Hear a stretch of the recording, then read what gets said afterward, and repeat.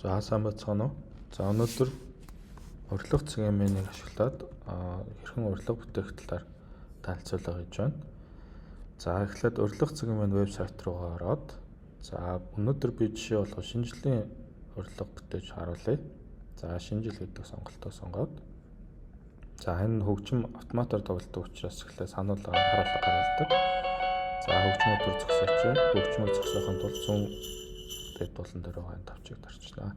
За урилганы маань ерөнхий загвар жишээ текст өгөгдлүүдтэй харагдаж байна. За энэ жишээ текст өгөгдлүүдийг өөрсдийнхоороо өөрчлөх ёстой гэсэн үг. За эхлээд урилганыхаа дээдлэлд байгаа энэ загварууд энэ биелийн загваруудаас болоод сонгочих болно. За эсвэл та YouTube дээрээс бичлэгний линк бас хуулаад авч болно. За эсвэл өөрийнхөө компьютер дээрээс юм уу эсвэл утсан дээрээсээ зураг сонгоо оруулчих болно гэсэн үг. За хөгжим тохиргоо дээр болохоор за энэ шинжилтэй холбогдлолтой түгээмэл тоглогддог дууны сонголтуудыг бол оруулсан байгаа. За гэхдээ хэрвээ таны хааж байгаа дуу байхгүй бол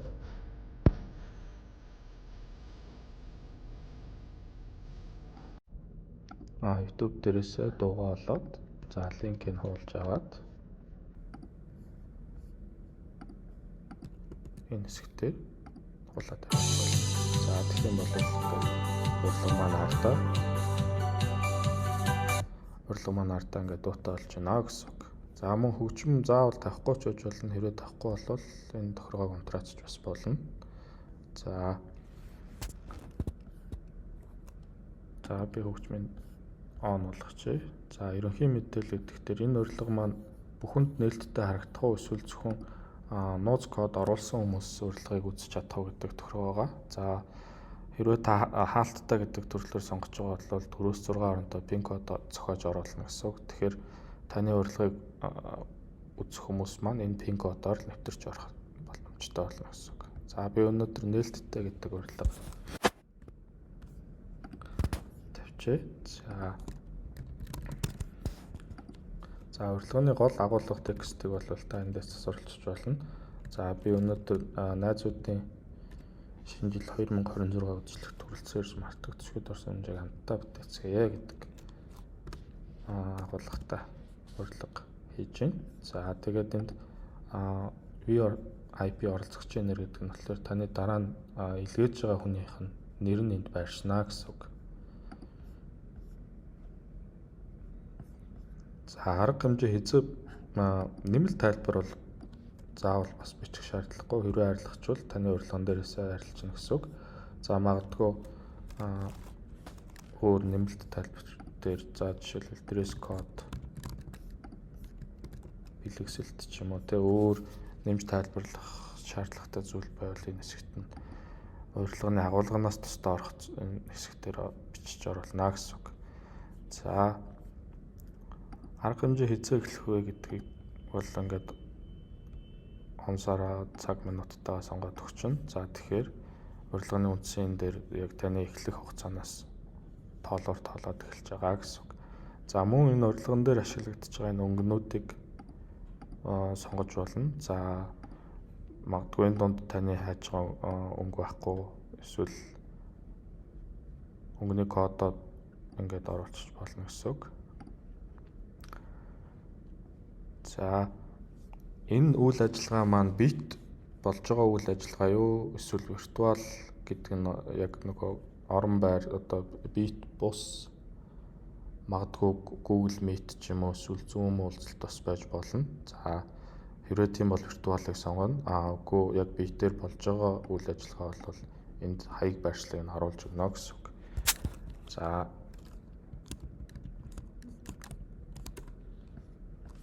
гэт хаягаа оруулаад за магадгүй яг та нөгөө тэр газрынхаа хаягийг хүмүүст зааж өгөхөд айгүй төвөгтэй байх юм бол эндээс та газрын зураг дээрээс нь координатыг сонгоод өгч байна. За тэгсэн тохиолдолд энэ урилгыг үзэж байгаа юм болохоор газрын зурагт харах гээд шууд Google Map дээрээс хараад цаг алдахгүй очих боломжтой гэсэн үг.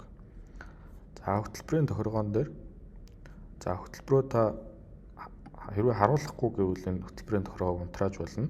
За хөтөлбөрөө харуулна гэвэл on болгоод за энд жишээ болгоод энэ текстүүдийг оруулсан байгаа. Эндээс ашиглахад ашиглахгүйгээ хасаад бас оруулж болно.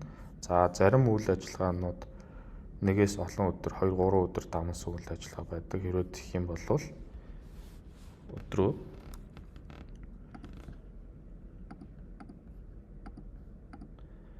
гэд олон хоногт бас нэмжиж болно гэсэн үг.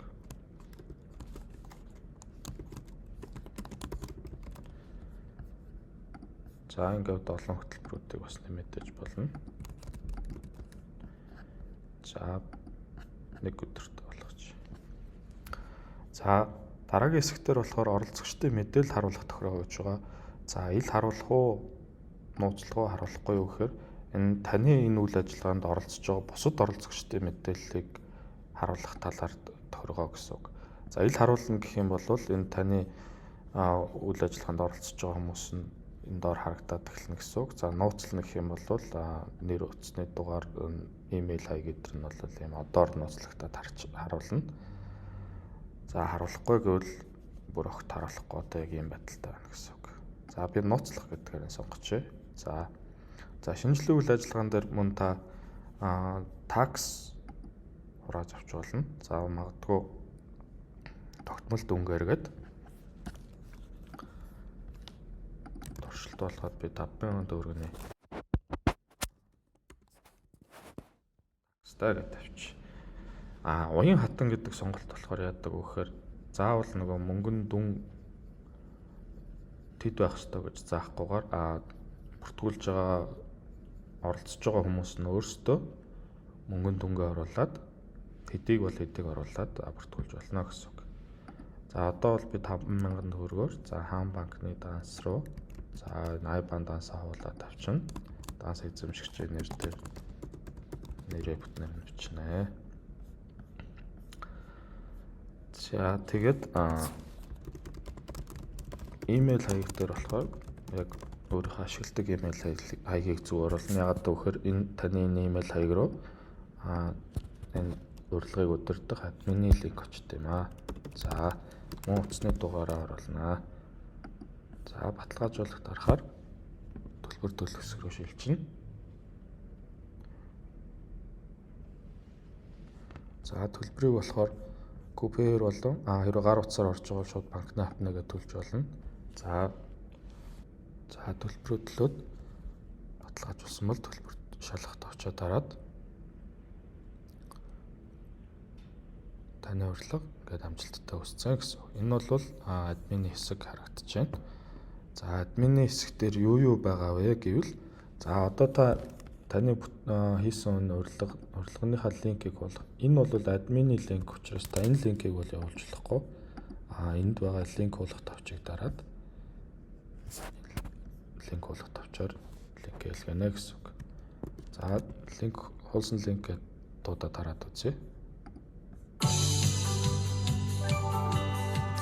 За найзуудын шинжилгээ. Үүний оруулсан мэдээлэл харагдаж байна. Адрес байна. За газрын дунд тавьчихлаа.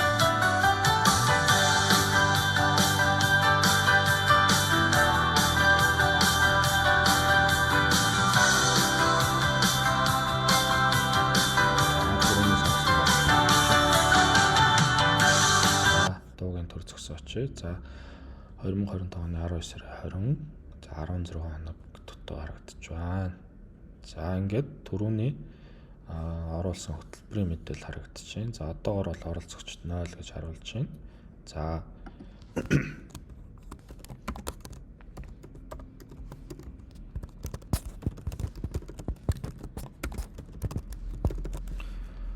түрүүн таксын тохиргоон дээр 5,000 төгрөгийн такстай гэж оруулсан байгаа. За тэгээд 5,000 төгрөгийн такс отлоод ингээд бүртгүүлвэл юу болох нь вэ гэдгийг харцгаая. За энэ бол манай урилга эмэн рүү биш таны тохируулсан данс руу орж байгаа такс цуглуулж байгаа үйл ажиллагаа байгаа. За баталгаажуулах. Дараа төлбөр шалгая. За урилга руугаа буцаад орсон. Доошлуулаад харах юм бол оролцогчид гэдэг дээр нэг. За хизээ та төлбөр төлсөн нь бол ингээд цаг минуттайгаа харагдаж байна. За би төлбөрөдлөд баталгаажуулсан учраас минийх зөвшөөрсөн гэдэг төлөвтэйгээр ингээд хадгалагдсан байна гэсэн үг. За админы хэсгээр юу болох вэ гэхээр админы хэсгээр refresh хийгээд харуул. За оролцогчдын үзүүлэлтэнд бол нэг оролцогч байна. Зөвшөөрсөн нэг татгалцсан нь бол за орлогын үзүүлэлт дээр 5,000 төгрөгийн нэг гүйлгээ хийгдсэн байна гэд. За энд бол таны линк үтсэн огноо, хариу илгээсэн огноо, орлого орчихсон огноотойгоо харагдаж байна гэсэн үг. За ингээд линкээ бол та шеэрлээд урилгандаа үйл ажиллагаанд хүмүүс нэмэгдэж болно. За эсвэл VIP оролцогч гэдэг бас нэг чухал функц байгаа. За энэ дээр за би огийг оруулж. За 1 хүн, 2 хүн, 3 хүн хэдэн ч хүн оруулж болно. Хэрвээ та олон хүн оруулахаар бол мөр алах нэг мөрөнд нэг хүний мэдээлэл байна гэсэн үг. Тэгээд утасны дугаарыг өчөөд зааваад нэрийг бичиж гэнэ гэсэн үг.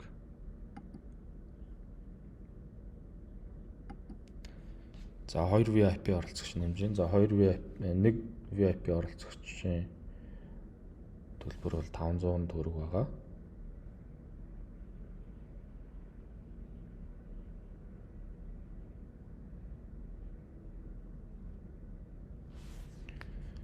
За төлбөр шалгахаар за саяны одоо миний 2 нэмсэн VIP оролцогчийн мэдээлэл энд ороод ирлээ. За одоогор бол энэ 2 хүнд линкээ нээж үзээгөө, хариу өгөөгүй байгаа. За би энэ 9912 дахь дугаарлаа мессежээр явуулчихъя.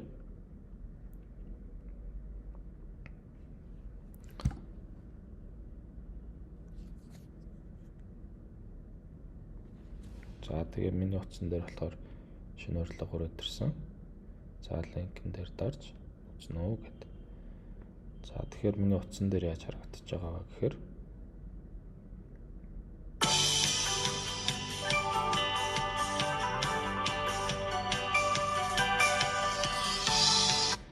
за түрүүний бүтээсэн урилга маань харагдаж байна. За нөгөө VIP оролцогчийн нэр гэдэг дээр хүндэт огийн таныг гэдэг текстийн агуулгууд нь ороод ирсэн байна. Адрес код, нэмэлт тайлбар нь ороод ирсэн байна. Газрын зурагт харах гэхээр за ингээд шууд тийшээ direction заагаад яваад чичих боломжтой. За хугацаа бол цаг нь зааж байна.